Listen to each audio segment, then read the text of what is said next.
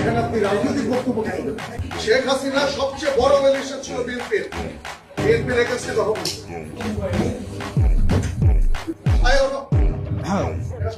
চাঁদাবাজ এর বিরুদ্ধে সবসময় আমাদের কথা বলতে হবে।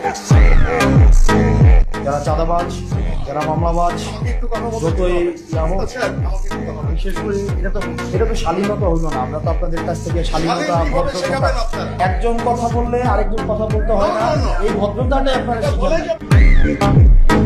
গণতন্ত্র মানে এইটা না যে সবসময় শুধুমাত্র আপনার প্রিয় কথা আপনার সামনে বলা হবে, আপনার প্রিয় মানুষের সবসময় স্তুতি গাওয়া হবে, এটা জুলাই না। আসলে আমাদের এই বসে এসে কথা বলতে হয়, আমার লজ্জা লাগে আসলে।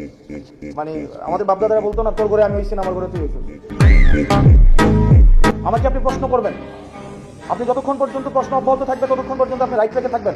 আর যখনই আপনার প্রশ্নের পরিবর্তে শুধুমাত্র স্তুতি গাওয়া হবে, জবাবদিহিতার পরিবর্তে স্বেচ্ছাচারিতা অব্যাহত থাকবে, তখন প্রত্যেকটা মানুষ হাসিনা হবে। হাসিনা তো ব্যক্তি না, হাসিনা কি আইডিয়া, হাসিনা কি স্তুতি ছাড়া, এখানে প্রশংসা ছাড়া কিছুই বলা যেত না। প্রেস কনফারেন্সগুলো কি হইতো, প্রত্যেকটা প্রশ্ন করা হয়তো খুশি করার জন্য, এবং একটা প্রশ্নের বিনিময়ে একটা দেশের অ্যাম্বাসি ডিজি। আপনি রাজনীতির ঊর্ধ্বে কি? আপনাদের ডিজি যখন বসাইছে আমি দেখছি না, যে অফিস করতে দিচ্ছেন আপনারা দেন নাই, তখন রাজনীতি দিয়ে আপনারা ডিল করছেন। কোন জিনিসটা রাজনীতির ঊর্ধ্বে? হসপিটালগুলো অধপতন কেন? টেন্ডার বাণিজ্য হয় না, আপনি অস্বীকার করতে পারবেন। আমি আসনাদ আব্দুল্লাহ সাক্ষী, আপনাদের কোনো স্বাস্থ্য সেবার আমি 6টা মাস আমি ক্লোজলি ডিল করেছি। আপনাদের পোস্টিং প্রমোশন এগুলো রাজনৈতিকভাবে ডিল করা হয় না? আপনি বলতে পারবেন।